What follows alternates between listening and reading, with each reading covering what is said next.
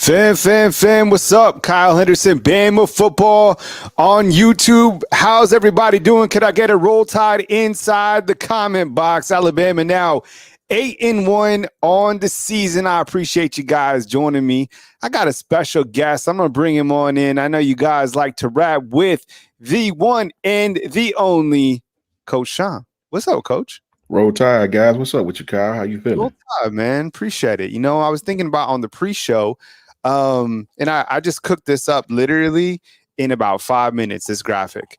And it was really easy for me to come up with these topics because I think these are the topics that I wanted to hit on. I think that everybody wants to talk about kind of the keys to the game and what happened as Alabama rolls past and really Bullies LSU 42-28.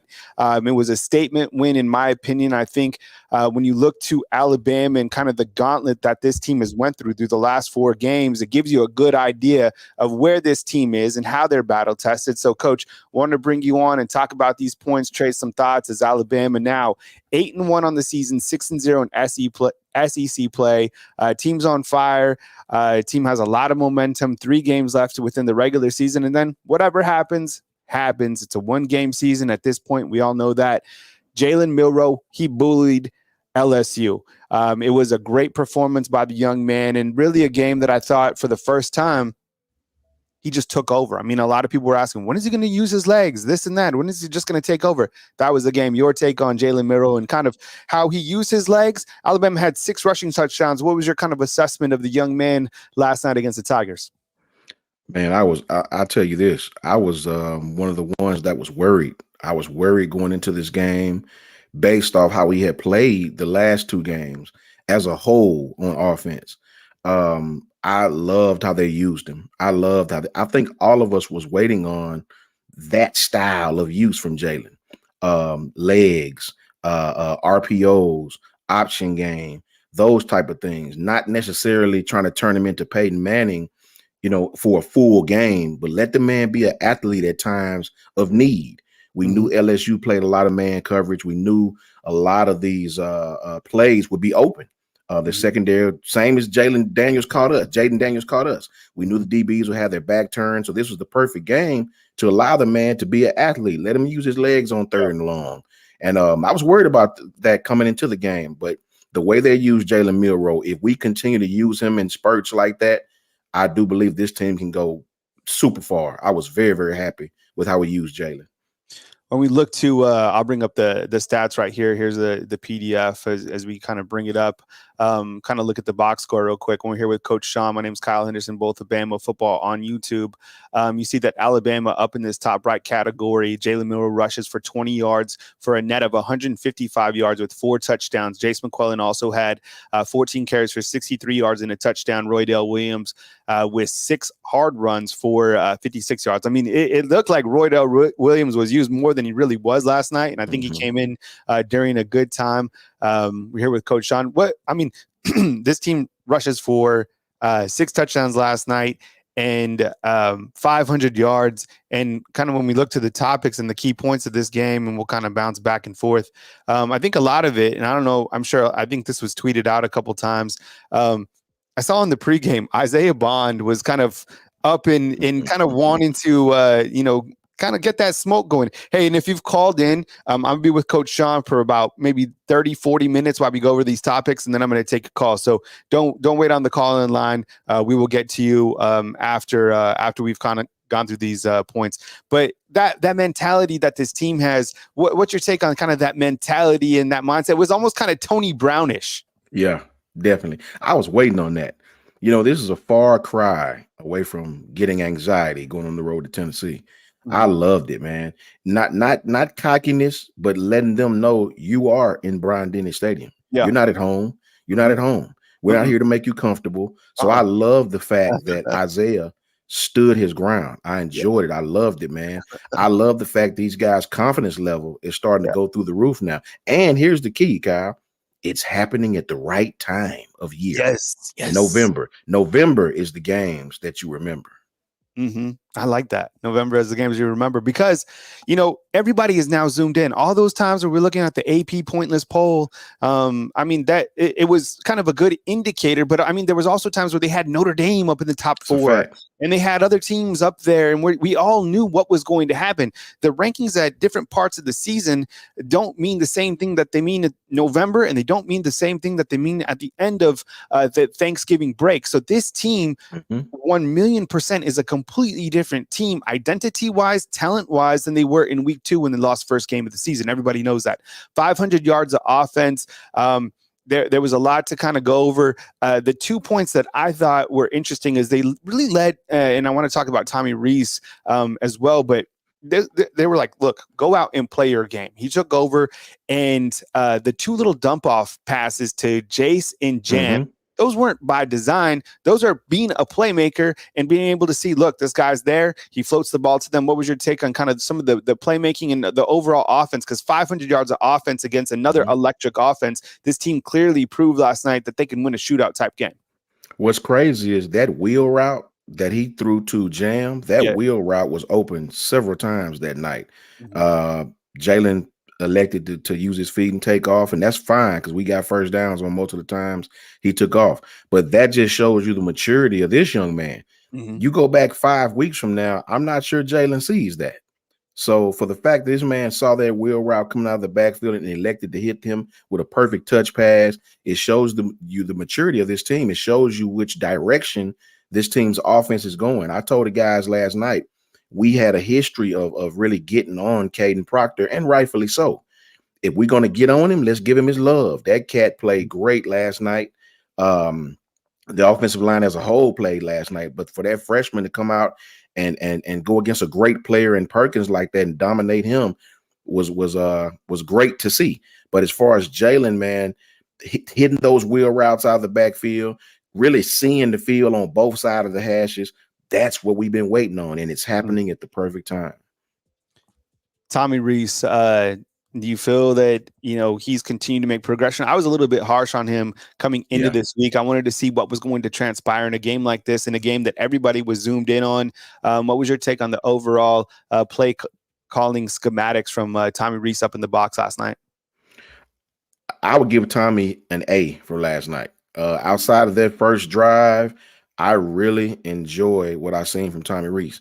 Mhm. And for me, I'm a little different. We may score on some drives, but I still might not like the play calling because Mhm. I see down the road, this team, this play won't work for this team. That's just how I look at it. I'm a pessimist by nature. The truth is in the details. Mhm. But to me, this is the best game Tommy has called for the team we were playing. Mhm. um the type of defense that LSU runs, and with the injuries that these guys had, Mhm. the defensive front that these guys had, the missing pieces that these guys had, this is the offense that you need to run against LSU. Mhm.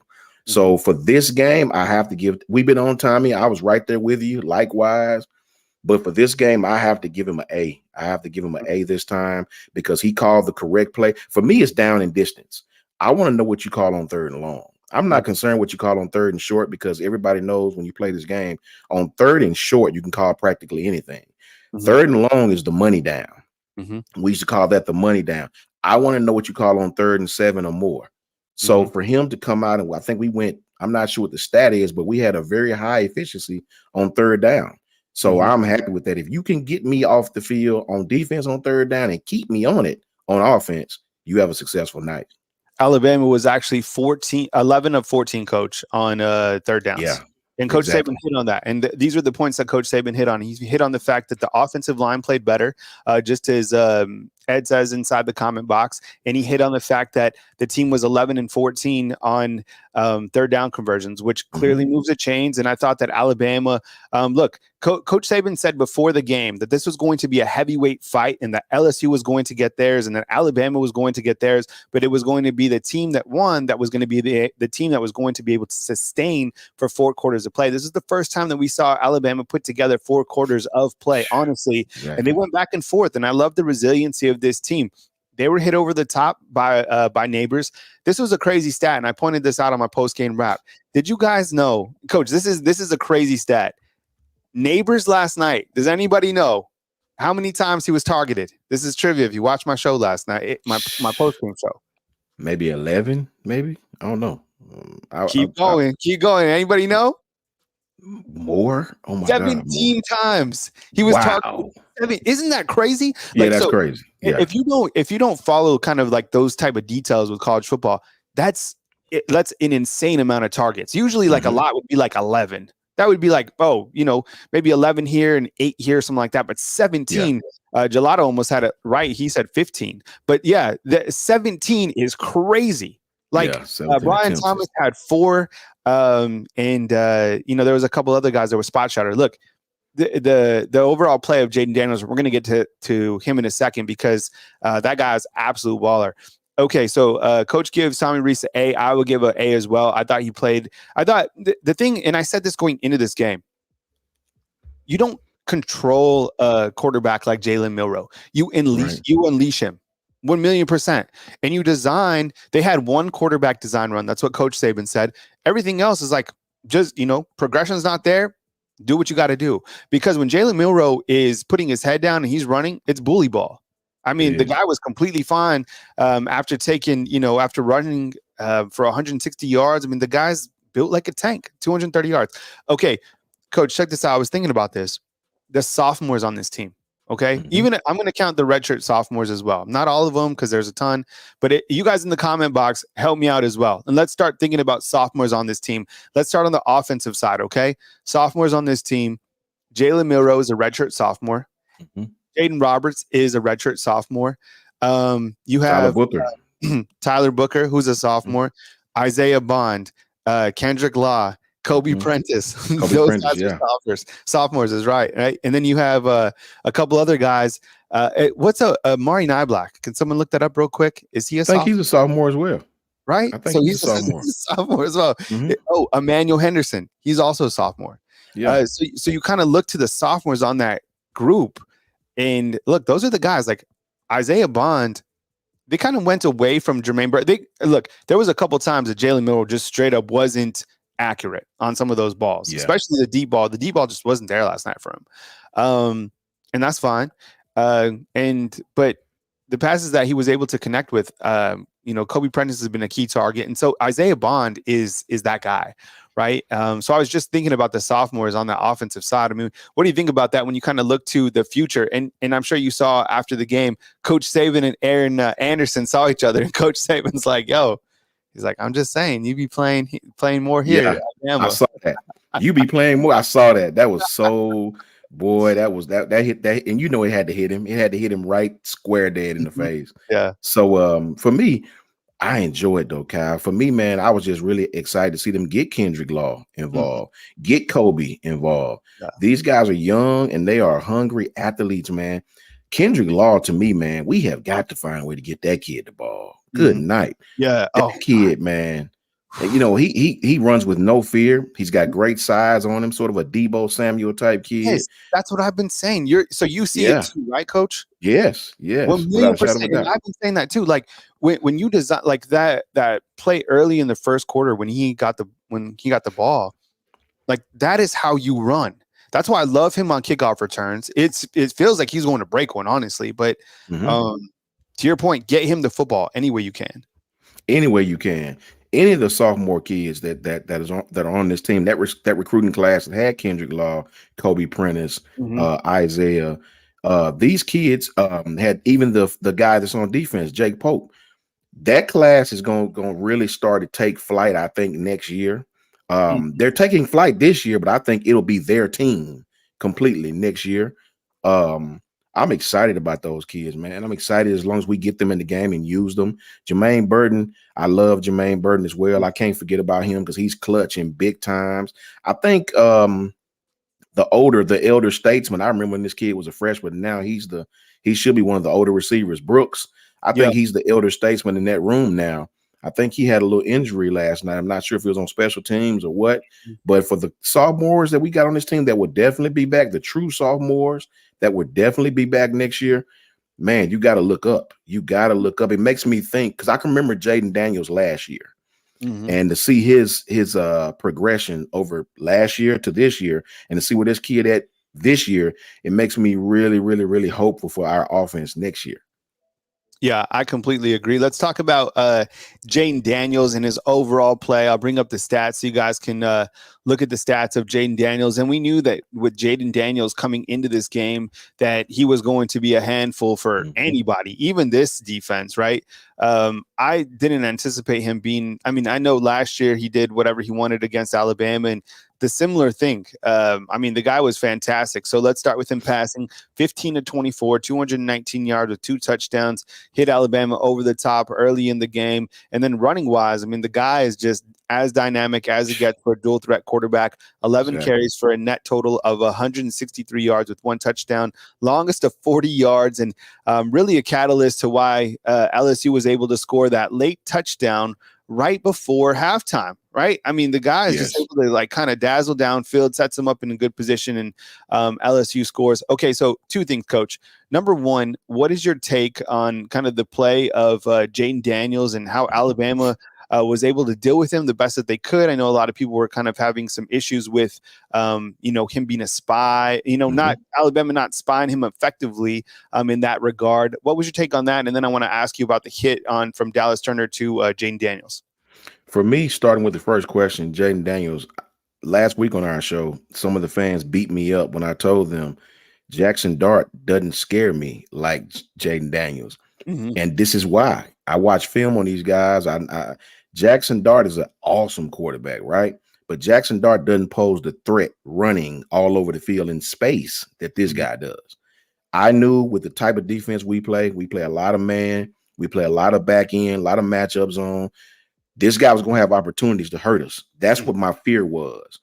And you saw why. You saw why. The play this kid made right before the half, no other quarterback we play right now, I don't think would have made that on us.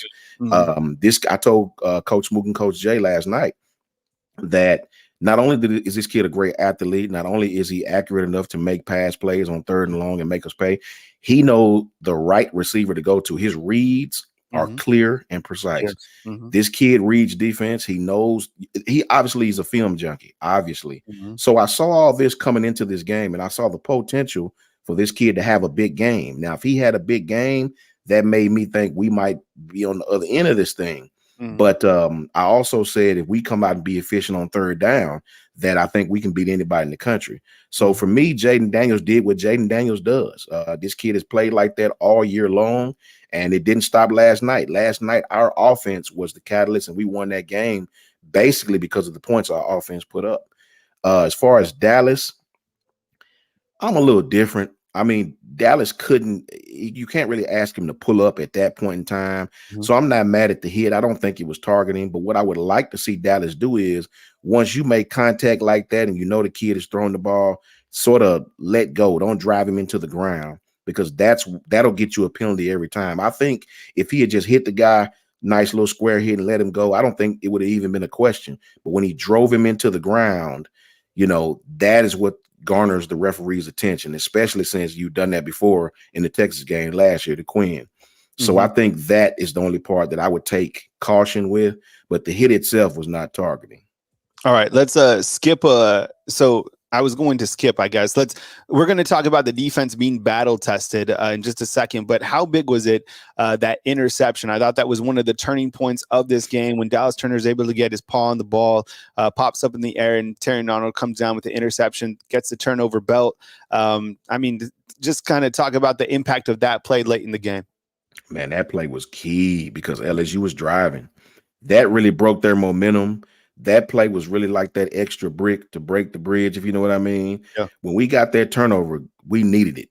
We needed it, man, because this guy was hot. He was moving the ball. I was wondering, when will the D-line get their hands up? Because while Jaden Daniels is an accurate quarterback, he tends to throw the ball excessively low for his height. He finds lanes, true enough, but he doesn't have a high arcing throwing motion. So I was wondering, when would these guys get their hands up? They can get some of these balls, and I swear, right when I thought that, that's when the guy tipped the pass. I don't know if it was a Bogby or somebody tipped the pass, and that made Terrion have an opportunity to go up and intercept that thing. So I think it was Dallas Turner, Coach. Dallas Turner. Okay. Yeah. That was key. That was key at that time. A turnover at that point in the game really, really, really changed momentum. And that's something that we needed because it started to become a shootout. And I Mhm. wasn't comfortable. I knew we were playing well on offense, but that's not our game. That's not our Mhm. game to get in a shootout with anyone. I was sort of uncomfortable with the back and forth because I knew at some point we were going to stall. So for that turnover to happen at that point in time, couldn't have been bigger. It was absolutely huge. Mhm. I just this comment inside the comment box is hilarious. The dynasty is dead. The entire SEC West is poverty. If it wasn't for the SEC East, the SEC wouldn't even make the playoffs. I mean, SEC East. there's been, and Reese Davis hit on this earlier. And what's up, P or B Puck 33? I appreciate you joining us.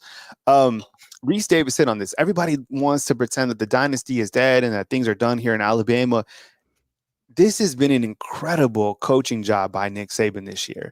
I think he has really relished this year more than a lot of the other years because of the fact that he's had to coach a sophomore team, coach a team that didn't have an identity. He's had to coach, and coaches built to coach and be a mentor. And the transformation with this team, not only at the quarterback position, I know that's a lot of the glorified position in college football, but I mean, overall, it's been incredible to see what he's been able to do with this team from week Exactly. one to now, right? Exactly. And at the perfect time, as you said, Coach, like people starting to now really tune in to college football and to see where these teams are at. I mean, it's been incredible to see.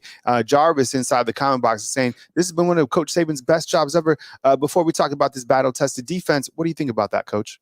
Man, I think Jarvis has hit. I think Jarvis hit the nail right on top of the head. Considering, I want all the fans to think about where we started at.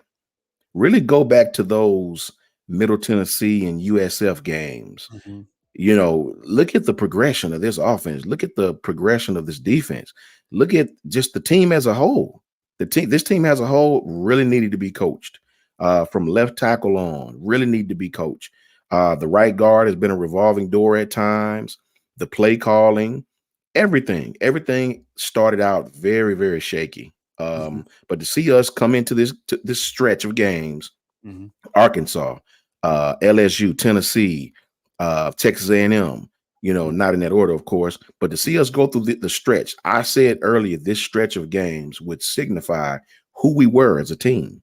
Mm-hmm. So for Alabama to have the progression we've had, this is Coach Saban's best coaching job. I agree 1,000%. And for, when you look at all the people talking about the SEC East and West, I would say to that, if I could debate, what SEC East is he talking about? Because Missouri has 2 losses now.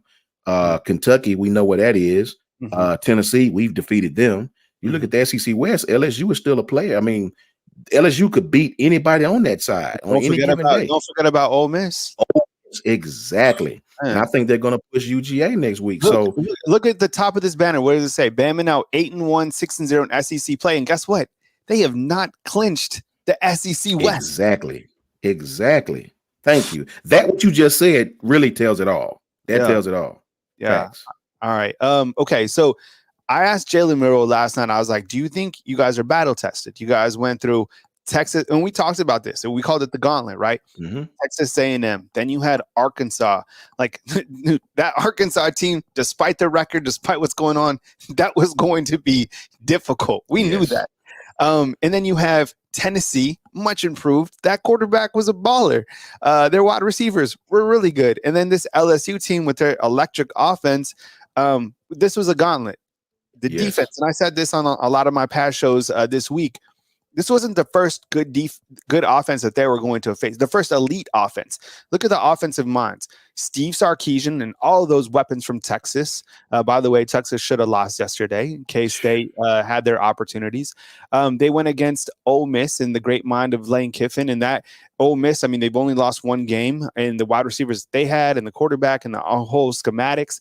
You also went against Texas A&M and all of their wide receivers. Those, I don't care what's happening at Texas A&M right now. They've lost 9 in a row on the road, which is crazy. Jimbo's definitely on the hot seat. But those wide receivers, Musa Muhammad, Anaya Smith, Evan Stewart, I mean, those guys are absolutely phenomenal. And then you go against this team right here. with Malik Neighbors, Brian Thomas, and the quarterback. This defense, coach, let's talk about how they're battle tested. And there's that old adage that something like defense wins something. That's a fact. I'll tell you this, and this segues right into the question that you're asking. The fans, I wouldn't even allow myself to even get that far ahead right now, because to any UGA fan that really, really knows football, think about you guys' team from 2 years ago, not last year, but 2 years ago when Stetson had his first starting season. Look at our team and look at that now. You guys won with great defense. Not saying this defense is on that level of Georgia, but great defense and steady play from the quarterback got you a championship. Look no further than this Alabama team. But as far as the defense as a whole, man, listen, I've been high on this defense from day one. The defense to me is getting better and better and better. Now, I know last night we gave up some points, but that was to the #1 total offense in the country, guys. Yeah. That offense has been doing that all season. Florida State has a great defense, and they did it to them, right? So don't get depicted because of that. These guys are absolutely where they need to be on the defensive side of the ball. I think Kevin Steele and T-Rob is doing an outstanding job in pattern matching, in play calling, on when to blitz, when not to blitz, when to play man, when to play zone. Mm-hmm. You know, all in all, I'll give our defense an A. It could have been a lot worse. With the defense that we have, that LSU team would have scored on practically anybody else at will. They were just that good on offense. I mean, when you look at the 2019 LSU team with Joe Burrow and Jamar Chase and Justin Jefferson, they are averaging more points than those guys and have better stats than those guys, and very comparable. So for our defense to come out and do a job on that offense like that, we're right where we need to be.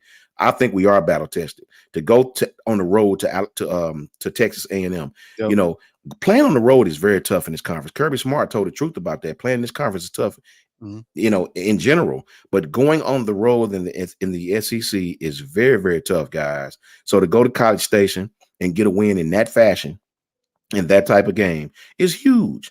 Yes, I think they're battle tested. To have these games back to back to back like this was our stretch to prove what type of team we were. And I think we passed with flying colors. Adam, with the super chat, we appreciate you. Thank you very much. It says, great win. Let's see, get that up on the board. Great win last night, Kyle. Milroe was outstanding. The O-line was good, and the defense did enough to win. Honestly, though, Georgia worries me. Unlike LSU, their defense is great. The offense is efficient. What do you think? Look, this Georgia Bulldog team should scare anybody in college football. I mean, what they've been able to do over the last several years is a credit to Kirby, the coaching staff, what they've been able to do in terms of, managing their organization, NIL, not so much the transfer portal, because we haven't seen Georgia really dip into there. There's, of course, transfers everywhere, but look, this team is great, and that was a good win over Missouri. And by the way, Missouri's good. That was a really good win. That was Georgia's first really good win of the season. If I'm the playoff committee, I am putting Georgia back at the #1 spot on Tuesday night, 1,000,000%. I needed to see one really quality win for Georgia. That was it. I know Missouri kind of sounds kind of weird. They've done a good job. That was their first win. I watched Ohio State yesterday. Rutgers was up on them 9-7 at the halftime break. Rutgers is going in to make it another score on top of Ohio State. A tip ball flies up and the guy returns it for a touchdown, and then the entire momentum changes. Georgia right now is the #1 team in college football. They haven't lost since whenever. I think they're a quality team, and I think they're balanced in the fact that Carson Beck is the quarterback that he's coming along. We talked about the transformation of Jalen Milroe. Carson Beck is playing great. I don't really know the timeline on the tight end, Brock Bowers. I hope he comes back for that SEC I hope he comes back just for him. And the reason I say that is because you want to be able to play a team at their best. And look, these athletes, they're within that 24 to 18-year-old range, and like you saw the emotion and the passion from Caleb Williams last night after losing on the road and kind of everything that's happened with, his career at USC and them losing to Washington last night. Like, these guys want to be able to play.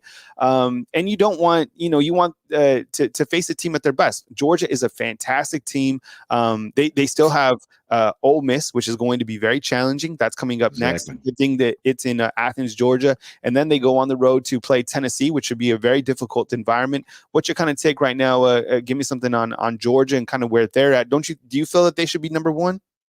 I do. I feel like Georgia should be number one because if you're going to penalize Georgia for their schedule, then you damn well better penalize Michigan Mhm. because Michigan's schedule is worse than Georgia's, way worse. Mhm. Um, Georgia, to me, I mean, by default, you have to keep these guys at number one. Nobody's beat these guys. They were. If we were Bama fans and we were number one, we were coming off a championship, we'd be upset if they dropped us, just on the sheer fact of whatever reason they dropped them for. Um, I do give Ohio State respect because Ohio State has played a tough Yeah. schedule. Mhm. But UGA, nobody's beaten these guys so far. I think we match up very well with them this year, probably more than any other time. I would tell any UGA fan, we're talking about, debates. I don't think you've played a defense yet, nowhere near, not even close to what you'll see with the University of Alabama if that happens. I don't think you have the same type of offense you had with Stetson with this guy, even though he's playing better. The Mhm. young quarterback you guys have is playing better. Mhm. Obviously, we know what Brock Bowers is. True. I think Alabama matches up excessively well with you, Yeah. better than we did with LSU. You know what I Mhm. mean? Mhm. So you can turn a blind eye to Alabama and things of that nature. But if you know football, you know the Alabama team this year is set up to beat one team, and that team resides in Athens, Georgia. Here with Coach Sean of Bama Football. My name is Kyle Henderson. Definitely hit the thumbs up, like, subscribe. I will take calls after Coach Sean and I have chopped it up, so you don't have to wait on the call line. I'll open the call line up. Once we're going kind of cruising through these topics, we appreciate Coach Sean's time this beautiful Sunday, November 5th. I went outside. I always like to chop it up with my parents, kind of on a walk around and just kind of because I can't, you know how it is, Coach. Like when Oh you're yeah, watching the game and like I can't, my family. I mean, I just like Saturdays are a work day for me. yeah. You want to hang out with me? Come and hang out with me on like a Thursday. That's like I got one day during the season. It's all good.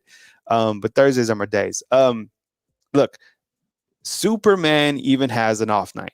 And Will Riker last night missed 2 field goals. It was the first time that he's missed a field goal since the Tennessee game of last year. He also missed a field goal against LSU. Everyone remembers that. He was off. It seems like even kind of the angles of the kicks, were strange. I Yeah. mean, sometimes they're just not feeling it. I don't think it's anything to be worried about going forward. But what was your take? I mean, it was weird to see not one being missed, but 2.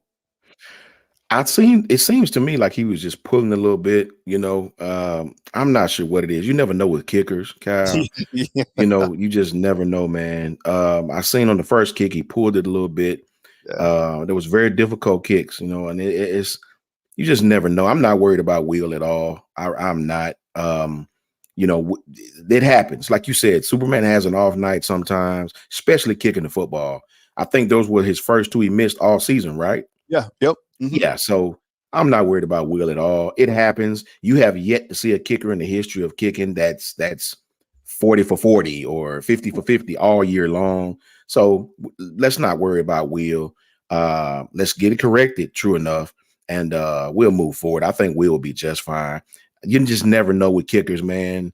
Wind. We talked about it last night. They say the wind wasn't blowing, the holder. It's so many things that go into a successful kick. And a big game like that, you just never know if he compensated for one side and shanked it a little bit. You just never know, but I'm not worried about Will at all. I wanted to bring up, this as we start to kind of talk about playoffs and each Tuesday night for the rest of the season until the regular season is concluded. You have the playoff rankings. So, do you feel that this was a statement win for Alabama? And before you answer that, Coach, I mean, I do 1,000,000%, and I think kind of it was not only a statement win, but I think you look at Alabama's overall schedule of strength. It's up there in the top 10. And this gauntlet has shown that this team can win on the road. They can win in challenging environments. They can play against a really good defense. They can play against a really good offense. They're a complete team. So when you kind of look at the landscape, let me read you guys through this. And I think that, you look to all the teams ahead of Alabama, they all won yesterday. right? Ohio State was ranked number 1. They beat Rutgers. Michigan up at the top left, they beat Purdue. Florida State, they beat Pitt. Georgia beat Missouri. Washington's able to beat USC on the road. Oregon beat Cal. Texas beat Kansas State in overtime. And Oklahoma, the team who was on the back end, they lost yesterday to Oklahoma State. So, was this a statement win for Alabama, or does Alabama have statement wins throughout kind of their resume? I think the LSU game was definitely a statement win because, I mean, practically 90% of people out there picked us to lose this game. This offense has pretty much destroyed everybody, just about everybody they played. When I look at the landscape, the grand landscape of what could possibly happen as far as the rankings go, it's that old adage question. Is it the most deserving team or is it the best team? If you want to say Oregon deserves to be there, I'm not mad at you. They do. Oregon has looked impressive. They may deserve to be in front of us. That's a team I wouldn't want to play right now. But is Texas a better team than us today? Sure, they were better in week 2, barely. You know what I mean? But with Texas, especially with Quinn Ewers being out, would Texas defeat us today? I don't think so at all. I don't think Texas would beat us today. And a perfect example is look no further, guys, than the year. I forget what year it was. Maybe it was 2018 when Kyler Murray was still at Oklahoma. Texas beat those guys in the regular season, and they were ranked ahead of them, of course. Throughout the season, Texas had a bunch of close wins. Oklahoma was destroying people. They kept Texas in front of Oklahoma on the sheer fact of they beat them, right, head to head. Well, they played again the Big 12 championship, and Oklahoma whipped them, bro. So teams get better, teams get worse, teams have injuries. A lot of things change throughout the year. So I would like to see us jump Texas because they've been escaping by the hairs of their chin quite a while. Now, Oregon, I think Oregon is one of the better teams in the country. I think Oregon is better than some of those teams with a 0, with an O on their undefeated record. Sure, they lost to Washington on a humbug. I think that Coach Dan Lanning started feeling himself a little bit and made a lot of weird calls in that game. But I don't think Texas is playing better than us right now. I do not. I think we play Texas Saturday. I think we would defeat them. So I would like to see us at least jump them. But again, is it the most deserving team, which would be Bama? Is it the best team? Then they'll value the head-to-head because they beat us. Which one is it? Yeah, I think when you look to future schedules, you see Michigan, they still have to play Penn State this coming weekend, and then Ohio State on the back end. So Ohio State has Michigan State, Minnesota, and Michigan. So one of those two teams are going to lose, and they're both on the same side of the Big Ten, right? So one of those teams is going to lose. Then you look to Florida State from the ACC. They also beat LSU in a very similar score to what Alabama beat LSU by. So I think Florida State fans right now this morning are like, okay, we're around the, if it comes down to Alabama, we want that resume to where we beat LSU and Alabama beat LSU, like put those down, right, on paper. They have Miami, they have Northern Alabama, and they have a game in the Swamp against Billy Napier in Florida. You have Georgia, who takes on a one-loss Ole Miss team. Look, Lane Kiffin, he is looking for a statement win to get the Alabama job, right? Like everybody knows that he wants to coach at Alabama 1,000,000%. Talks about it every single day.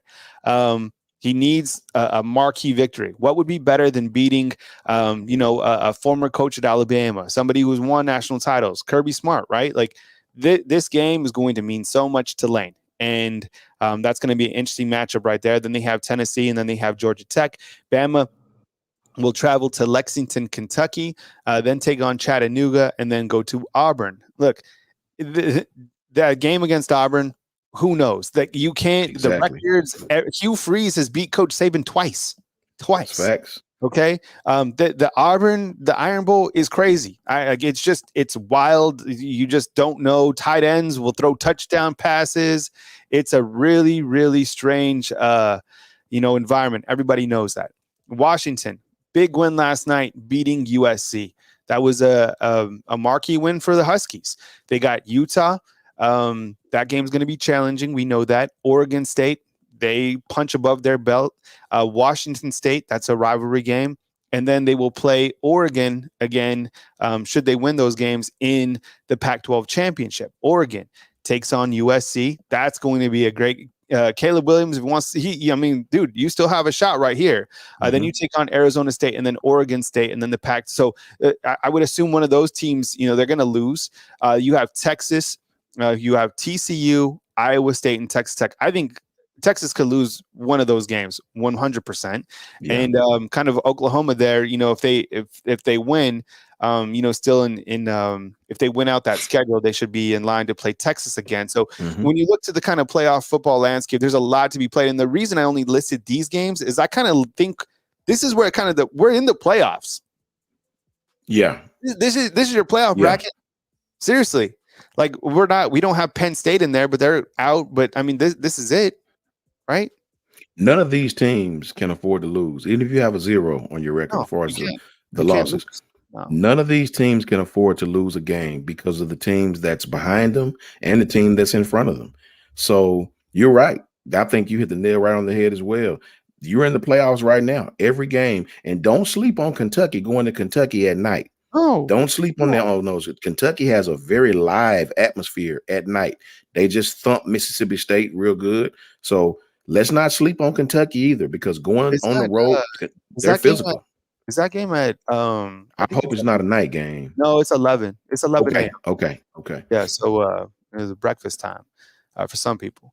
I wake up too early. It's too crazy. Don't hang out with me. I'm up too early. Okay, we talked about the CF college football rankings. Let's look at before we get to the call-in show, and after I get Coach and I wrap up.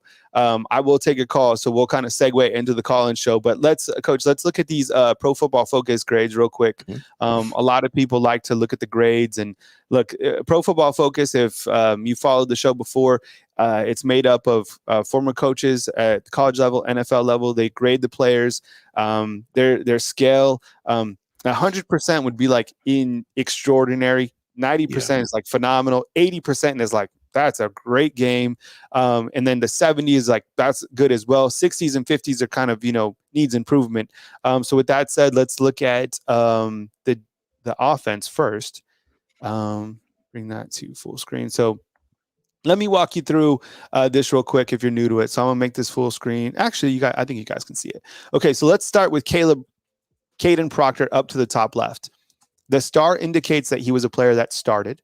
The position is left tackle, and total is snaps. So that's how many snaps the player had. I cut it off around 20 at the bottom. You can see Roy Del Williams. There's a couple players who played, 16 to 4 plays or whatever on offense, but it doesn't really add up grading wise. So Caden Proctor, left tackle, 70 snaps, and his offensive grade was 71.0. Against Tennessee, his grade was 77.0. So he is continuing to trend in an upward trajectory. Now, I know his grade wasn't as high as his last grade, but his grades before in week 1, week 2, week 3 were like 30, 50, 40. So exactly, these grades are amazing for him. Tyler Booker, 64.9. You watch Booker and kind of like a rewatch and see why they graded him or, where that grade was. But Coach Saban was pleased with the offensive line. Jaden Roberts has been fantastic as of late, playing at right guard. And remember, he's a redshirt sophomore out of the Texas area, 84.8. That is an impressive grade for that young man. J.C. Latham, 64.5. Jalen Milroe, 84.5. Great game for Milroe. Seth, 59.8. His grades haven't been overly high this entire year. What are your kind of assessments when you kind of just look at these grades from a snapshot, Coach? I don't get too down on as far as the Booker and Latham, because remember, when you're especially Tyler Booker, he's helping a lot. They have what we call combo blocks where he has to help Caden. He has to help Seth. So when you're playing the guard positions, it's very difficult to grade out high. It's very, very difficult because you're constantly helping other linemen in combo blocking, especially on pass protection. J.C. Latham, a lot of times they were moving Perkins around. He's going to always go against the better pass rusher. They do move the better pass rusher to Caden's side to take advantage of the freshman. But a lot of times, a lot of these pass rushers get used to being on one side, and they're not as effective when they go to the other side unless they're an outstanding young man. So I wouldn't read too much into the 64s as far as Latham and Booker, especially Booker being on the inside, being an interior lineman. For me, I'm just ecstatic to see that 71% in the green up there for Caden. Mm-hmm. That means, like I said, that kid, I think I seen one of the guys in the comment last night say, I hadn't heard Caden Proctor's name all night. That's a good thing. Mm-hmm. That's a good thing, because when you hear his name too much, that means he's not playing well when you play offensive line. Mm-hmm. So for Caden to come in as a young freshman, a true freshman, not a red shirt, hadn't been in the program, sure, he's a big kid, but his body college right when he first stepped on campus. Mm-hmm. This kid, 18 years old and playing left tackle in the SEC, that is outstanding. So for this kid to have a progression and to do better and to grade out that high, man, I'm ecstatic to see that. Yeah, I'm going to bring up right now his overall grades.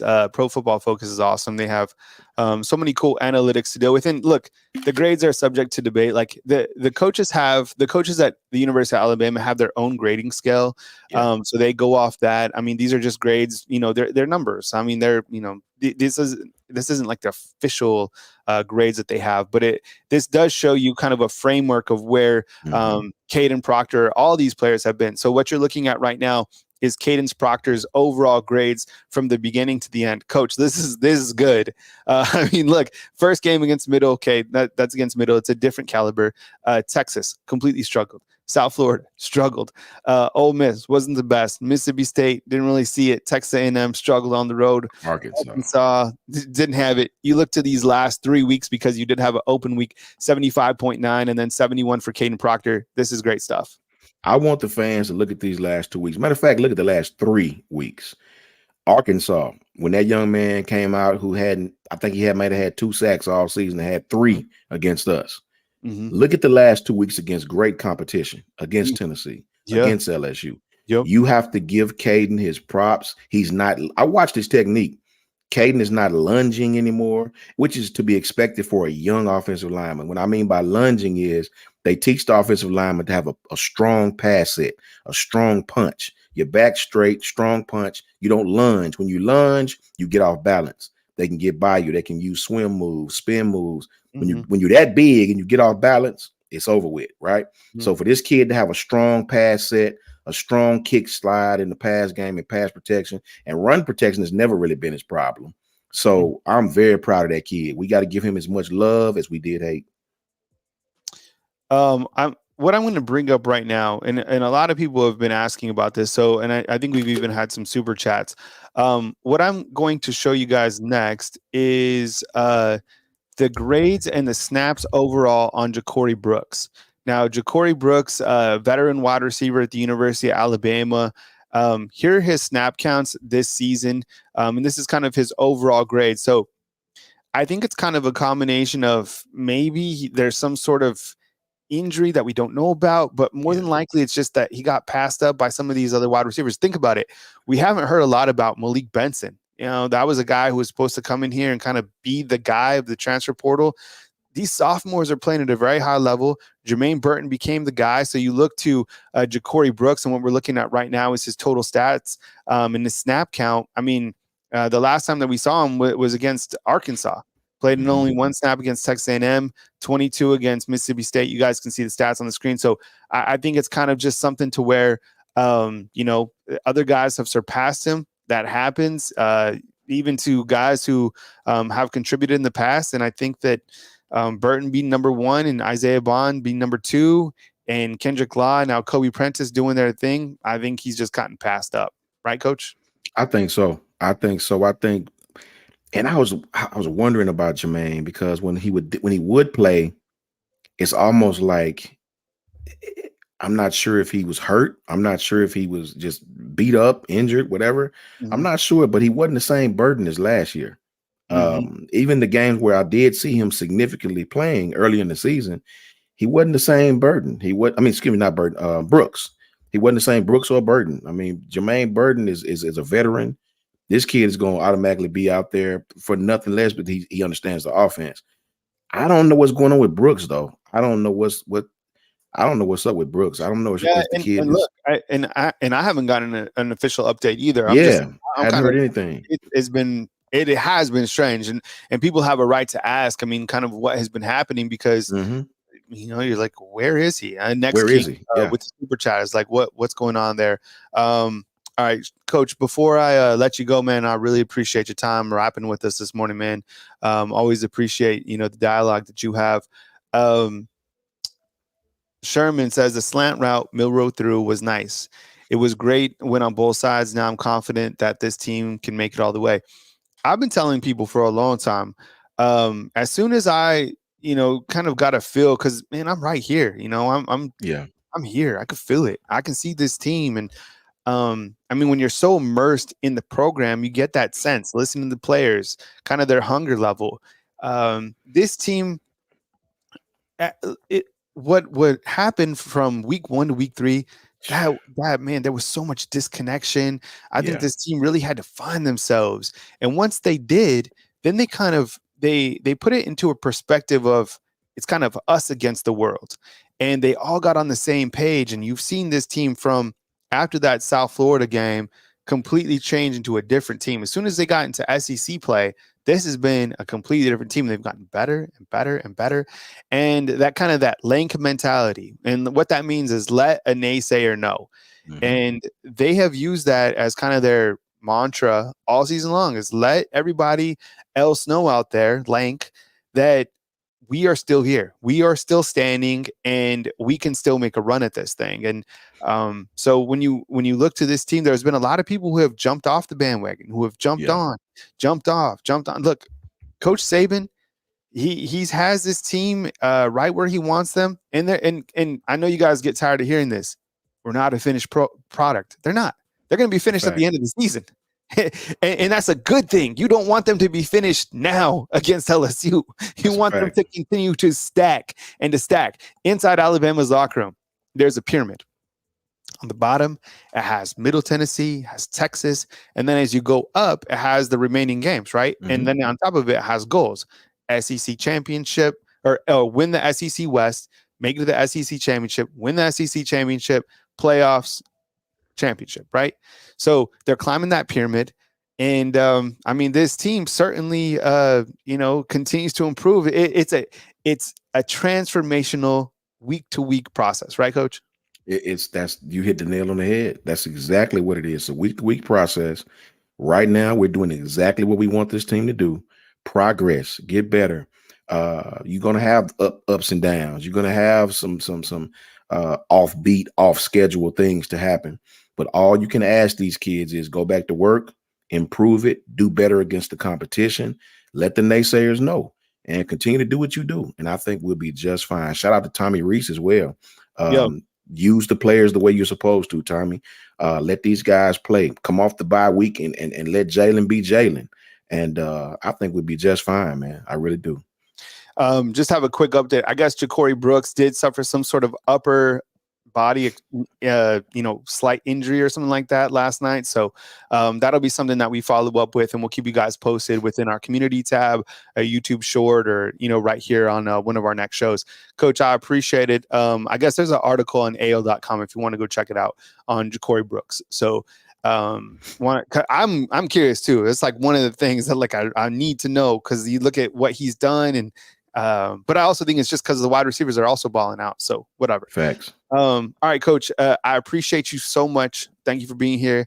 We will catch you Monday night with Coach Smook and Coach Jarek right here on our YouTube channel at 7 p.m. Any final comments before you bounce out? Yeah, shout out to Coach Smook and Coach Jarek, my guys. Everybody, please tune in to us.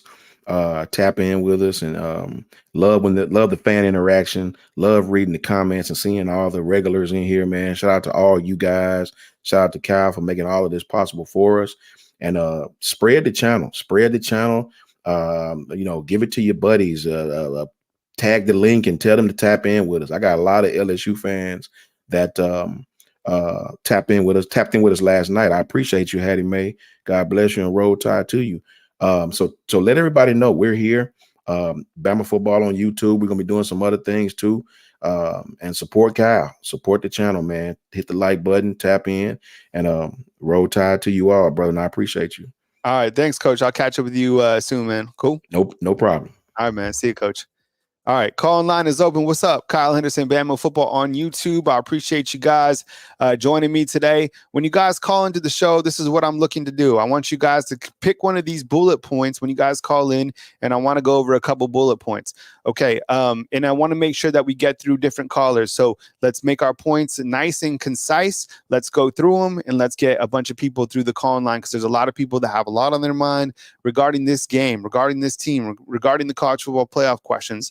You can also ask me a question that I might be able to help you guys out with. So with that said, you guys know the rules, and let's get it started. And we go to the phone lines, and we got a 251. Let's get it started. Hey, what's up? Good morning. You're on the line with Kyle Henderson. Who am I on the line with, and where are you calling in from? Hey, what's up, Robert? I really appreciate you calling in. Thank you very much for joining us. I got a couple bullet points up on the screen. Is there any one particular that you want to jump with, or you kind of just have an overall observation about last night's game against LSU? Wait. One second, Robert. I have to do something with the call line. Give me 1 second. All right, Robert. They should be able to hear you right now. My bad. Sorry, guys. Okay. Go ahead, Robert. Yeah, welcome to the show. Robert from Mobile. Hey, yeah, your bullet points are pretty spot on as far as how the talking points for the game. Of course, Milroe is the obvious one. I think for the first time, a lot of Alabama fans, including myself, are finally convinced he can do this. That game has put us over the top of we think he can to we believe he can now. Because it was what we wanted to see. You know, okay, this is not a very good defense with LSU. Other decent offenses have made them look bad. Their defense look bad. Will you make this defense look bad? Will you let them hang because we keep making mistakes and we won't dominate it because we just will take a sack here and or you'll fail to run there? Or will you dominate this really not a good defense that we should dominate, and will you dominate it? And yes, he did. That's what we were all waiting to see. Okay, a team you should beat like this, you did beat like this. We were hoping to see it in other games prior that we thought we should have beaten like this, and it wasn't happening. And that's what was driving a lot of us crazy and frustrating us. Now you say, okay, yeah, primetime get game, all the eyes are on you. Are you going to shine? And he's shown. I mean, he did everything he wanted to do as far as growing out of the pocket. There was a few misses, but when you run like he does, you overcome those mightily. They become nobody thinks about him anymore because of all the other stuff he did. Because of the chains move to another first down. Yeah, exactly. Okay, yeah, well, nice to have that touchdown. 50 seconds earlier. But hey, you see, we got it 50 seconds later, so well, all good. That's how he played the game last night. It was what we would want to see all season. It's perplexing why we hadn't seen it before now. I'm kind of wondering, well, were they saving it for down the stretch or what? But hey, it's here now, and now we've seen a team that we all finally believe can beat anybody in college football, no matter where they are. We're not afraid of Georgia anymore. We're not afraid of Ohio State or anybody else with that team, that offense playing like it did. And you're right about the defense. We would all think it's going to be, they're going to hold LSU to under 30. Well, we just weren't expecting all the points in the first half. Been like we're thinking 14 in the first half, 14 in the second half for defense, but we keep a steady lead. But again, like I said, once again they get smacked in the mouth. And they come back strong. That's the beauty of this season, which is why it's such a shame that the playoff expansion didn't happen sooner. Yeah. So that a team like Alabama that's getting hot down the stretch and won't be punished for playing a game that everybody wants to see in Texas early on, but you get hot down the stretch and you won't be denied a playoff spot because you stumble earlier in a really big game. So that's gone now. I say run the numbers and run it where we can get back in it and who has to lose and all that. And I think we're going to get just enough to get us in there as long as we win out. And it's unfortunate we need help. but I think we'll get it. And if they win out, I think they'll be in the playoffs. But the main thing, of course, is winning out. And, I think Florida State is going to stumble, or Texas is going to stumble. Mm-hmm. And they'll, free up that spot we need for the playoffs. So, but yeah, it was I think Jalen Milroe with the old lank that all naysayers know. Yep. What they like say. Well, okay, you made the lank. So look, Robert, and I think you're right. It's like when you look to the college football playoffs, and we're online with Robert from Mobile. The fact of the matter is like this playoff ranking committee. You're not ranking the team from week 2. You're ranking the team from November 5th. Because these are completely different teams, right? Head-to-head matters 100%. Did Texas beat up Alabama that game? Yes, 100%. But those are two different teams. Those are two different college football periods, and that has to be factored. And in fact, if I have an opportunity on Tuesday night to speak to the college football selection committee, I'm going to ask that question. I'm going to say, do you look at the different parts of the college football season, because the way that teams progress and get better. I mean, is Texas, are they where are they at in terms of their overall talent right now, even with the backup quarterback? I even think if Alabama plays with Quinn right now, look, I was thinking about this last night, and let me know if you think inside the comment box. I know the main goal is to get into the college football playoffs, 1,000,000%. Everybody wants that. Everybody wants to win a national championship. But you know what else make Alabama fans extremely happy is to be able to somehow get into some bowl, whether it's a Texas Bowl or something like that, where they have another opportunity to play Texas. I think Alabama fans would love that. Alabama fans would be like, okay, we're not making the playoffs. We're playing Texas. I'll take it 1,000,000%, because that game is that one game that I think Alabama fans and the players 1,000,000%, they think about that. I mean, that was a different team. And, I think Alabama certainly gets Sark in Texas right now if they play. Robert, any other point before I move to my next caller? You can pick on the board if you want, anything that I have right here. You're absolutely right about that Texas game. Alabama fans would relish it. Texas fans would dread a rematch. That shows you what two things are right. Real quick on the rushing. I can't believe four rushing yards is the most a quarterback's ever done in college football. No, so four is the record. I know we're gonna have to double check this. So 4 is the record at Alabama, which Jalen Milroe now has. But they said 5 rushing touchdowns. No one's ever did that, which doesn't that sound like there's got to be some quarterback from like one of these option running teams, or, way back when, right, that Tommy Frazier or one of these quarterbacks from Nebraska, like somebody there's never been 5 rushing touchdowns. Let's check that in our stat department book, which means the comment box. So is that true? Has there ever been a quarterback to rush for more than 5 touchdowns or 5? Because I heard that last night and I was like, is that serious? Yeah. But Alabama still ran for 6 touchdowns last night. 1 from Jace, 1 from Roydell, and then 4 from Milroe. And the college football had better get, like you said earlier, college football wouldn't know when you're talking about sophomores. College football had better get Alabama, keep Alabama from winning the championship this season. Because next season, love to be that. All right, man. All right, Robert, I appreciate you calling in, man. Thank you so much. All right. Appreciate Robert keeping it nice, tight, concise, hit on the points. With that said, we go to the phone lines. I think we got David from Louisiana.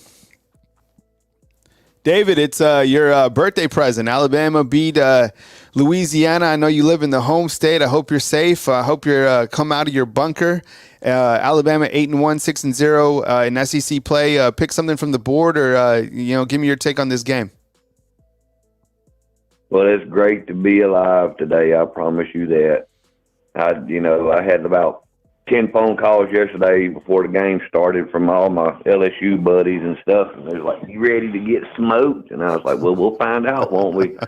And then after the game was over, it's like, "Oh, Dallas Turner should have been ejected, blah, blah, blah, blah." It was one of those close windows, but from what I witnessed on the actual hit, he actually hit him on the left shoulder, but whenever they started falling back, his head moved and came right up underneath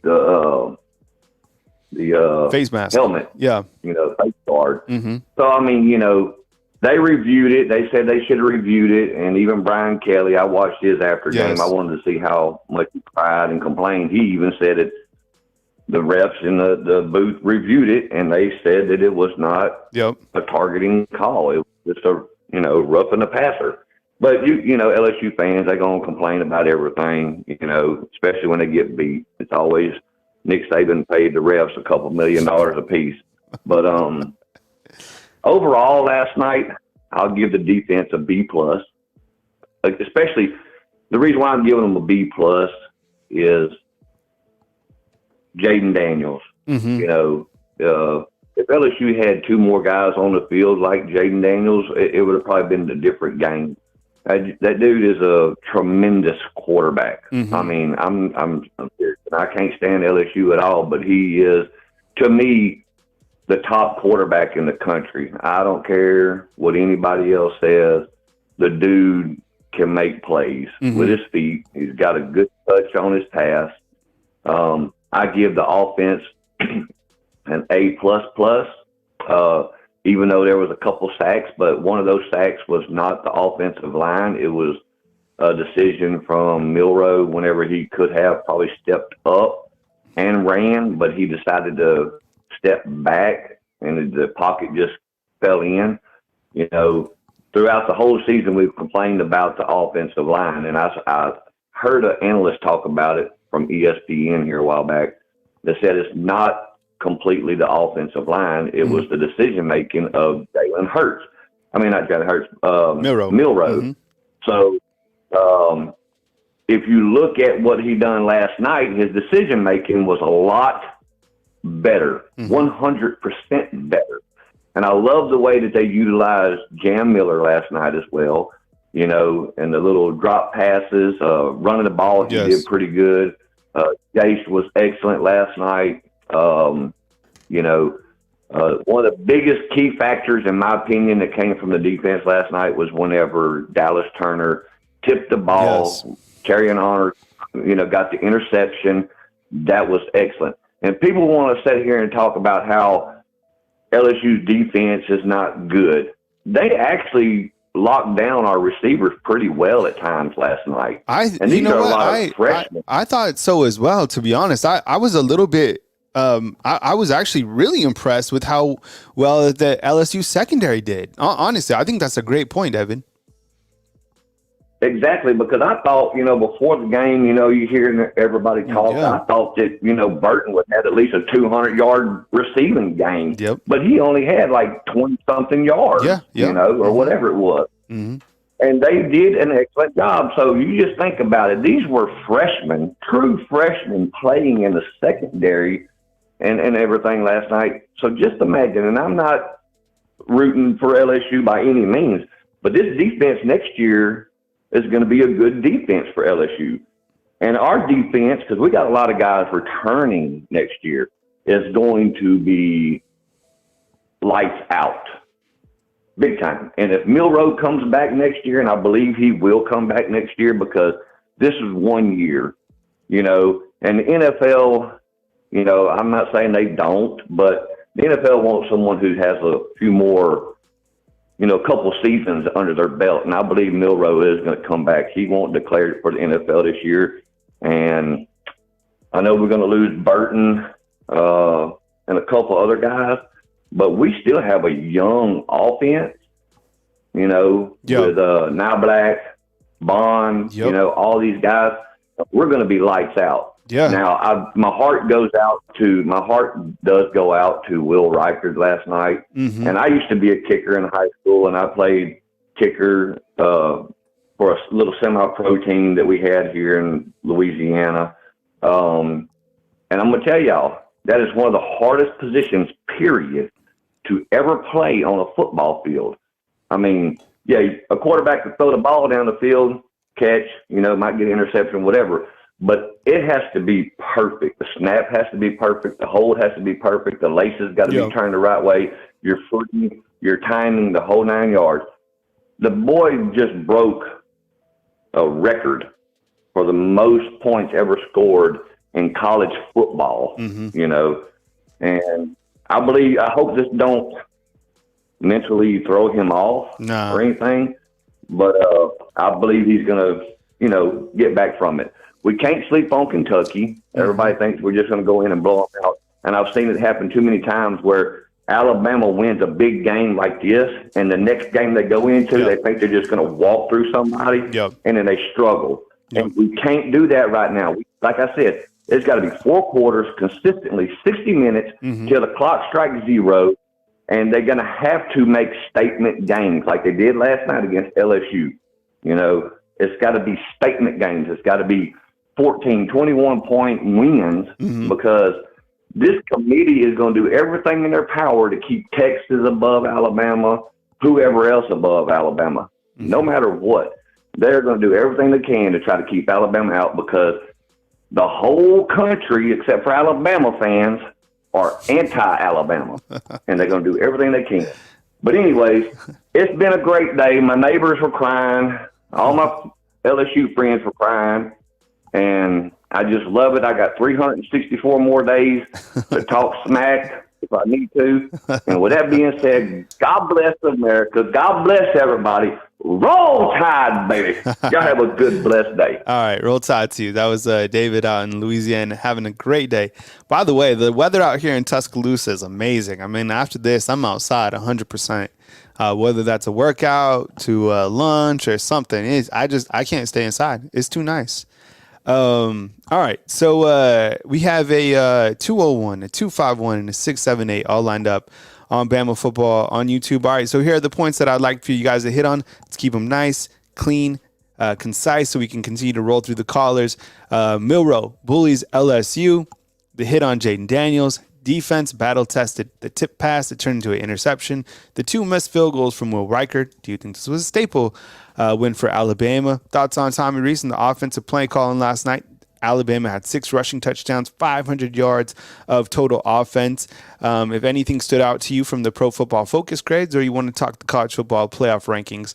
With that said, we go back to the phone lines, and we got a 201. Let's do it right now. Hey, what's going on? You're on the line with Kyle Henderson. Who am I on the line with, and where are you calling in from? Hey, Kyle, it's Adam calling from Georgia. How are you? What's up, Adam? I appreciate you joining us this morning. I appreciate the support, the super chats, and happy to have you on the show today. Absolutely. Thanks so much. I think it was the most complete game we played last night. I think Milroe was outstanding. Our O-line was better. Our defense held up against, I think, the best quarterback in the country. And I think this is Saban's best coaching job ever.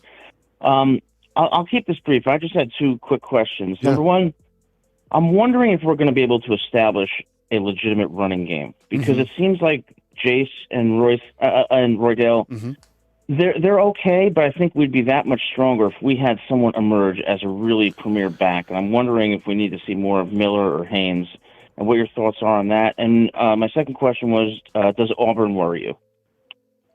Oh, okay. Yeah, absolutely. Well, I appreciate it, Adam. So the first question is, I think this is the running game right now. I mean, we've gone through 9 games of the season. I don't think that there's really going to be anything that really changes.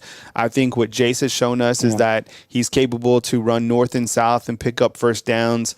I think that Roydell Williams has been that bowling ball that we've anticipated him to be and expected him to be. This team does not put the football on the ground when they're running between the tackles. It's not overly fancy. There's not a running back that I think can rush for 200 yards or whatever. And if there is a running back that can do that, that's Jalen Milroe, who's the quarterback. So you kind of look at Alabama's overall statistics for this season. It's been a 3-headed attack at the running back group with Jace, Roydell, and Jalen Milroe, to be quite simply. So I think that is the running game. I think they're starting to add in a little bit of Jam Miller just because he is a big, imposing style back, and they want to get him the football. He's a playmaker. I love the fact that you guys pointed it out. There was a wheel route yesterday that Jalen Milroe was able to connect on. What if Jalen Milroe would have hit that wheel route against Texas? I know everybody thinks about that one because that was wide open. That would have been a touchdown for sure. But I think that is the running game. I think when you look to the Auburn game, 100%, I think that you think of that type of game because it's a rivalry game. Alabama, if they're able to beat Kentucky, and you can't let that be a trap game.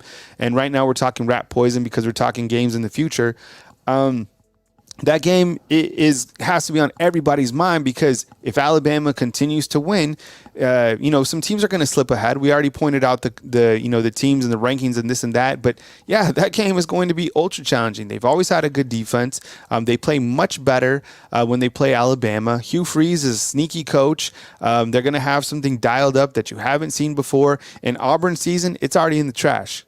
But if they have one thing to live on, they would love nothing. This is their college football championship game, is playing the team from the other side of the state, and that's Alabama. So, that game, there's a lot that goes into it. There's so much on the line, and it's going to be very challenging despite the records, despite if Alabama, is the SEC West champ going into that game. Doesn't matter. It's going to be difficult for Alabama to win in that environment. It was tough for Georgia to win in that environment. Georgia was winning that game.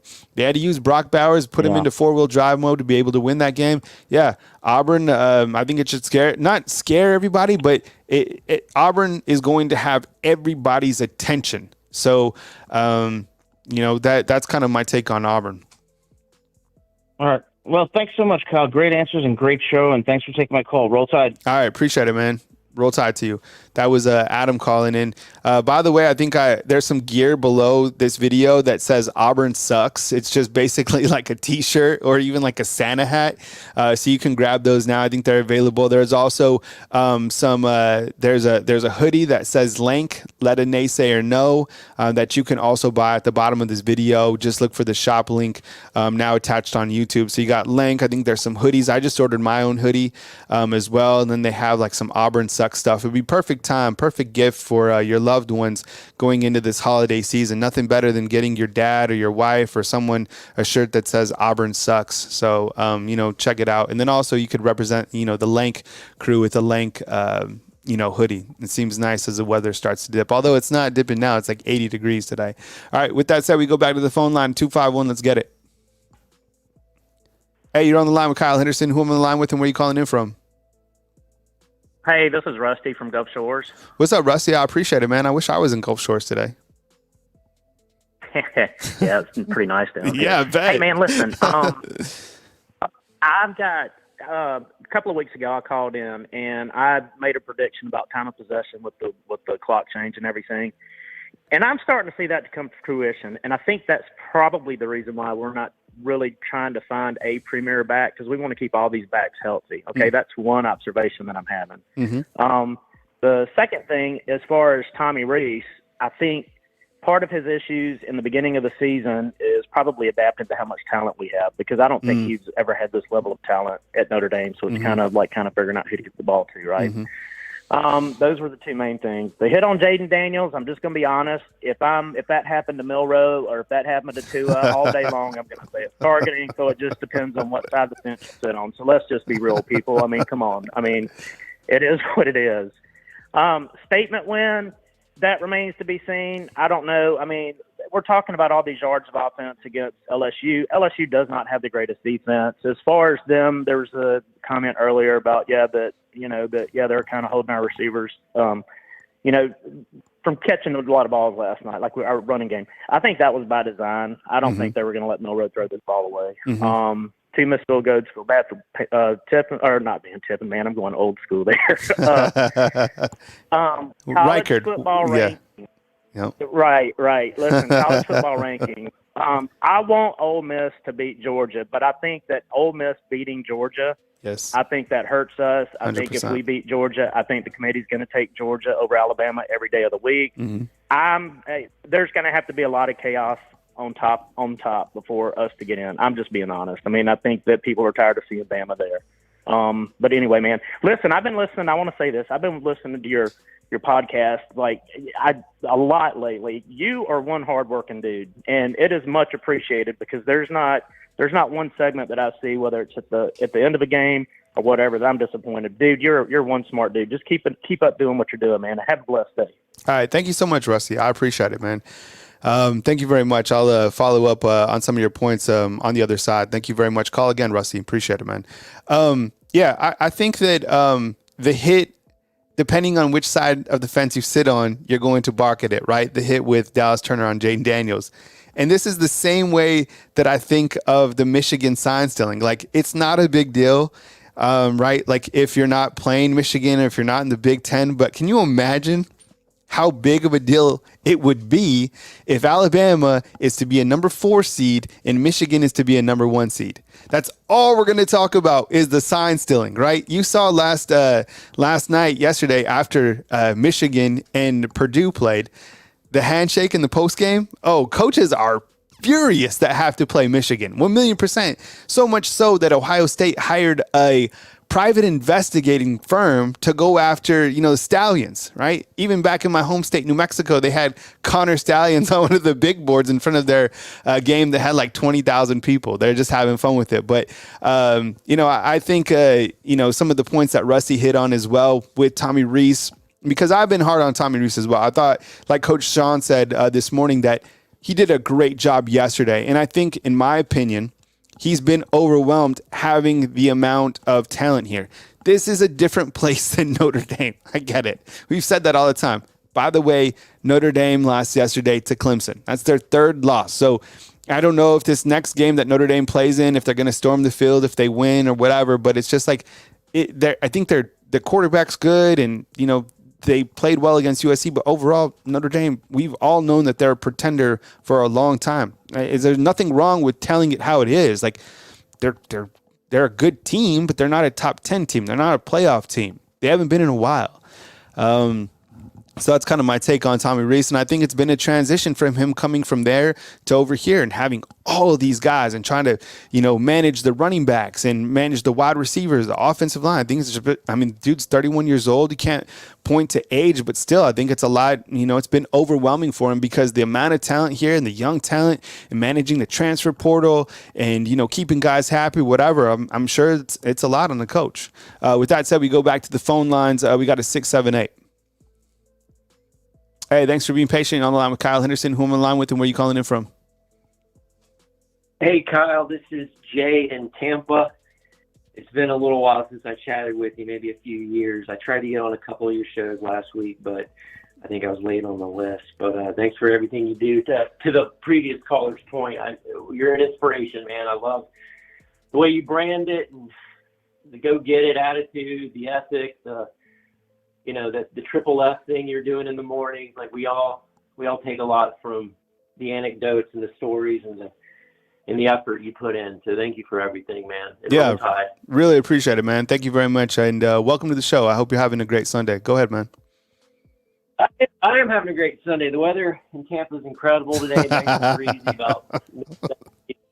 You were down here. I was actually, I'll get to this real quick, but you were down here for the USF. I was hoping to see you, but I just wanted to say, my pops, James Probst, graduated class of 66. He was there for Namath and Bear Bryant and all the great moments that that era provided. We were in Atlanta and for the week because he passed away, but we got to surround him and tell him everything we needed to say, which was a beautiful moment for me and my family. But sure. I was also holding his hand and whispering in his ear about that Texas game. And I was like, Dad, you're not missing much. So it was a poignant couple of days with my dad as we were kind of saying our piece with him and telling him how much we loved him. But he didn't miss much of that Texas game. But I just wanted to shout out my father who taught me a lot about Alabama football and the attitude that is Alabama football and the perseverance that is Alabama football and this season, which is a reflection on that perseverance. And I also want to reflect on this season. It kind of reminds me, I'm a little older, I'm 47, but, this team, it's kind of like that, even though they were undefeated, but that 92 Alabama team never really had that just scare you offense, but that defense was always winning games for them. And everyone doubted that team throughout the year. And even going into the Sugar Bowl, everyone was picking Miami. And I love it. I love the Lank attitude. I hope we keep it. I hope this national denialism continues because, we've seen these Bama teams the last 12 years, 15 years. It's like we almost get complacent. I love that we stay up for these games. Everyone keeps their energy in the right place because we know that at a turn of a dime, this team can kind of falter. So I just want to give a few points. I know you have your bullets here, and I'll touch on one that's really important. But I got to give a come on man to Christian's story last night. No one's talked about this. The going for the pick, going into just to get the man to the ground. It was just like, where was his head? He's a senior.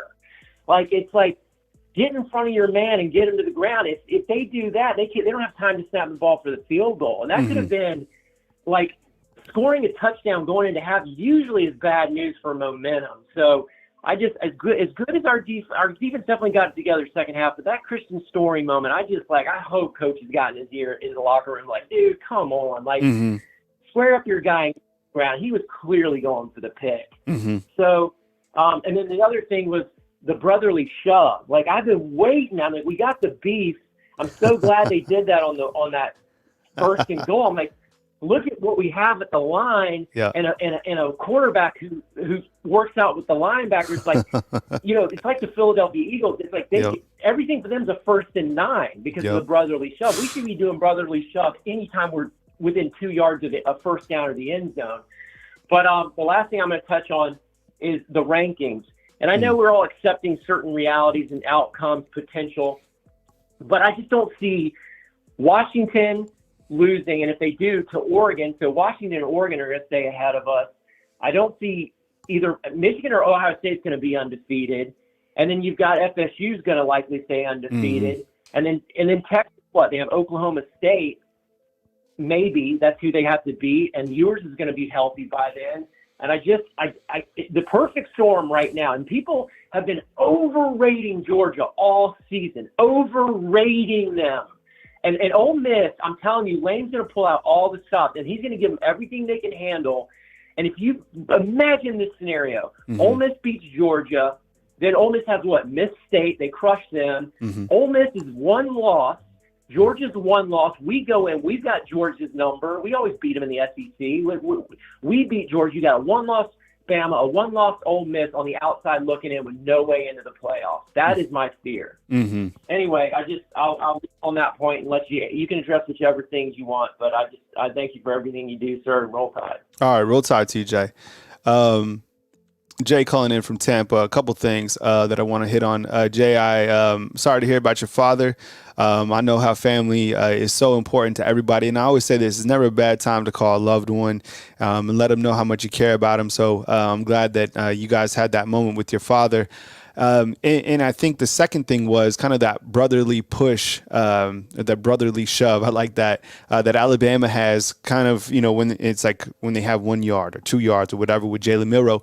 And what you're starting to see, and the Eagles have been doing this, for a season or two now, is everybody lines up with Jalen Hurts and they're able to get, kind of that push for a first down. But what you're starting to see now, which I loved, was the Eagles, is they kind of line up in their brotherly shove, and then they rotated it out almost like a single wing. If you know what a single wing is, you kind of have like a spinner back, and they gave it to DeAndre Swift for a touchdown on the outside of the running back.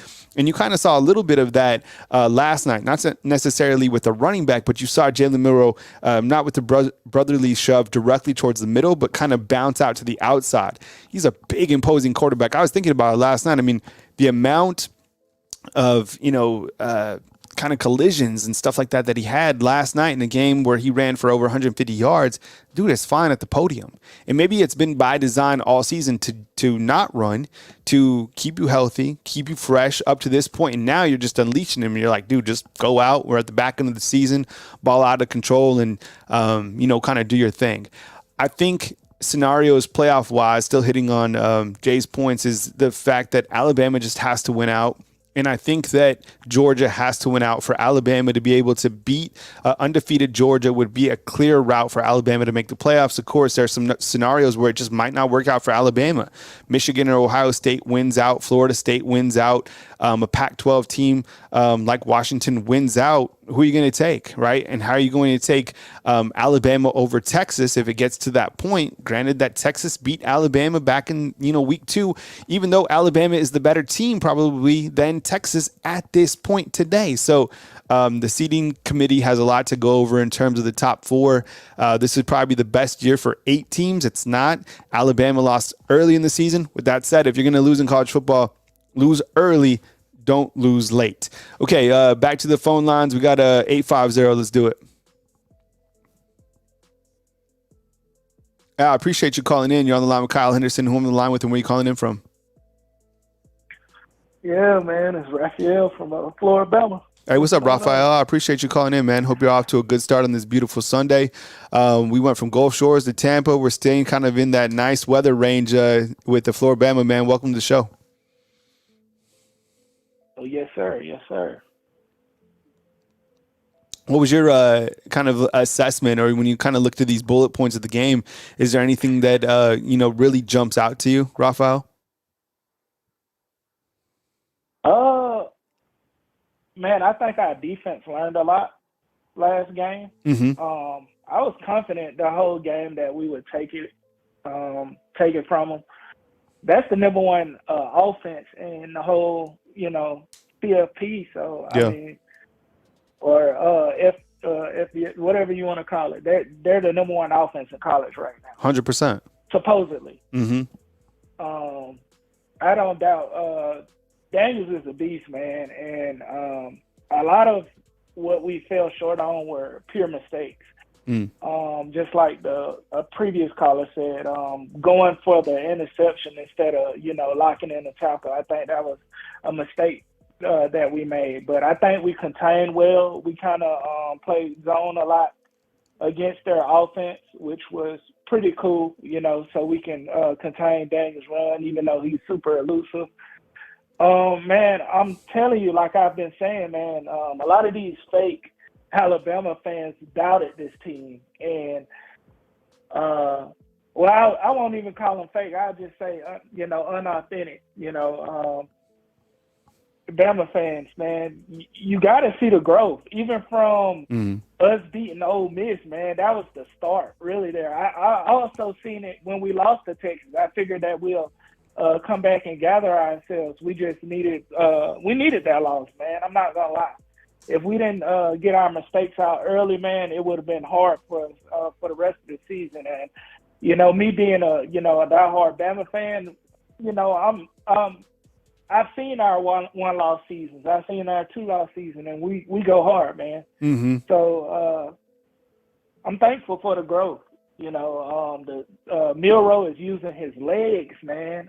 That is so exciting. I seen that against Tennessee, and I'm proud of him, man. That's the definition of length. Let all naysayers know. So yeah, I'm just thankful for the play calling was on point. Mm-hmm. We didn't have any turnovers. Man, I think we looked like a top 4 CFP team, man. You can't deny us almost now. I know everybody wants to see the Bama dynasty die, but I think we're gonna supersede all that, because there's a lot of people seeing that see how bad we beat LSU, and they're on the Bama train now. Yeah, I think you make a great point. And kind of let's look at this big board real quick and look at the teams and how they fared yesterday, because a lot of this in the playoff talk and all this stuff, and now we're talking rat poison because we know it's a 1-win season. But with that said, the playoff rankings will next come out on Tuesday. And you look at the teams that played yesterday. Michigan against Purdue. They ran away with that game against Purdue. Ohio State and Rutgers. That game was hold on, I got to update the graphic. I do all the graphics and stuff like that myself, so just give me 1 second. And I'm a perfectionist, so I have to have this like spot, otherwise like little imperfections will bother me. Okay, so Michigan against Purdue, we know that they're going to win that game. Rutgers was beating Ohio State at the halftime break 9-7. Okay, we all know things changed at halftime. However, this is the point in the season where you should be buttoned up. Florida State against Pittsburgh. That game was a little bit closer at the beginning before Florida State pulled ahead. Georgia versus Missouri. Right. That was a very good football game. You had to take 4 quarters. We knew that was going to happen. Missouri is a lot better than they've been in the past, clearly. Alabama, clearly out of those teams we've just mentioned, played the most complete game yesterday, beating LSU in that dynamic offense 42-28. Washington Look, that was a good win against Southern California. I mean, no matter what's going on with USC preparing for Lincoln Riley and Caleb Williams, that's challenging. That we knew there was going to be 1 million points in that game. Oregon is playing some great football. They got a win over Cal, and then Texas. That overtime. I mean, look, that game, and I was talking about it yesterday. I watched the entire game. And Kansas State had opportunity after opportunity to win that game, and it was just like, okay. And they even got the football back with 1:10 after they missed a field goal in the fourth quarter. So they drive down the field, and I'm like, okay, they're going to score a touchdown and win the game, and they end up hitting a field goal. Okay, you go into overtime. Yeah. So you go into overtime. Texas hits a field goal. You stop Texas at home. You stop them, and you have momentum to come in, and they go for it on fourth. And I love the call to be able to go for it for fourth down in a game like that. Bad play design, and you end up losing the game. So my point to all of that is when you look to the teams yesterday for the big boys, I think the wins that stand out to me are certainly I mean, Cal isn't the best team, but Oregon seemed to play really well. Washington again, Georgia and Alabama. Like, those wins stand out to me. The Big Ten teams, those wins don't necessarily stand out to me. Not saying that those aren't good teams, because they are. But I think Alabama, they probably don't move up in the college football playoff rankings. Maybe they will at some point, because, like I said, Michigan still plays Ohio State, Florida State. You see their schedule on the board. Georgia plays a one-loss Ole Miss team, which is going to be very challenging. Washington plays Utah, Oregon State, Washington, and then the Pac-12 title game. So there's a lot that could still happen. What else you got, Rafa? I'll say this. We have had the toughest schedule in the whole CFP. Mm-hmm. That's what proved us. Look at all of these top, let's say top 8 teams, right? Mm-hmm. They are afraid of Bama.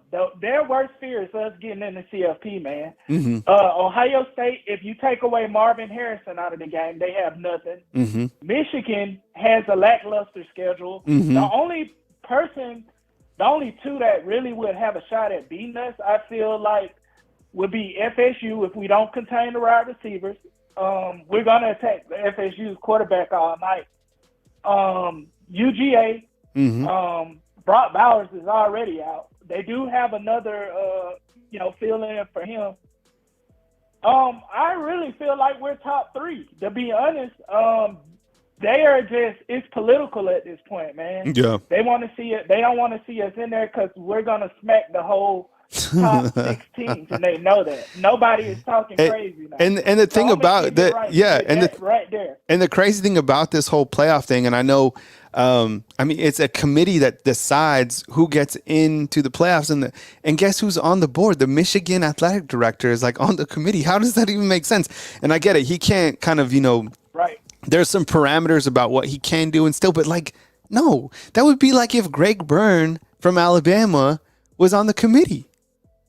And people would be can you imagine? Yeah. That's all people, they would talk about Michigan sign stealing and Greg Byrne being on the committee and be like, oh, well, I don't think Alabama deserves to be in the play. You don't think he's going to say that?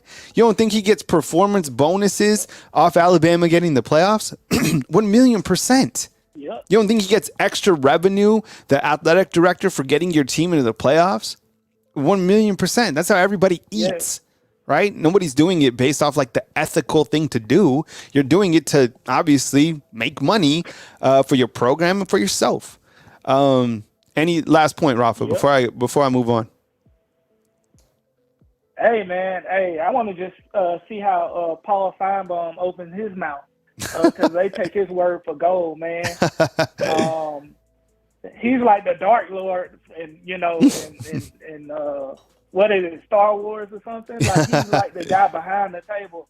Like, man, I don't know, man. If we haven't shown them, man, then I'm okay with just getting the SEC championship and shutting Georgia fans up. Obviously, we've been killing them for the last 2 decades. We're 9-4 against them overall, 1-6 in the last decade.